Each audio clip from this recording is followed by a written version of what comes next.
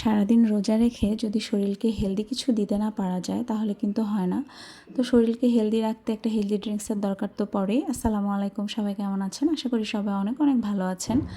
এখানে ইসুপগুলের ভুসি, তোকমার দানা, হালিম দানা আরও কী কী যেন আছে, আমি নামও জানি না। এটা আমি একসাথে করে নিয়েছিলাম যাতে শরবত বানানোর সময় হেল্প হয়।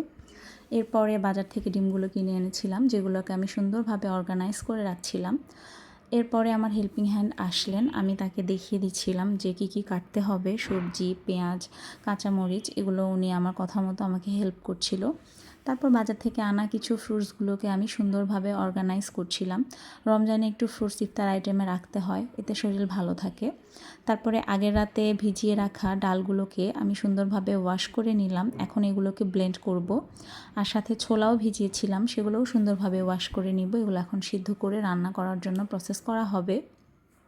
এদিকে আমার বড় ছেলে আমাকে বলছে, আম্মু আমি তোমাকে আজকে ব্লেন্ডটা করে দিই। তো আমি তাকে ব্লেন্ডার সহ বসিয়ে দিয়েছি ডাল ব্লেন্ড করার জন্য। সে আমাকে কাজে হেল্প করছে। মাশাআল্লাহ বলবেন সবাই। ডালটা ব্লেন্ড হয়ে গেছে, আমি চেক করে নিচ্ছিলাম যে ঠিক আছে কি না। এরপর বাজার থেকে আনা কিছু মাছ আনা হয়েছে, সেগুলোকে আমার আম্মা ভালো করে কেটে দিচ্ছিল। আপনাদের সবার দিন কেমন কাটছে জানা।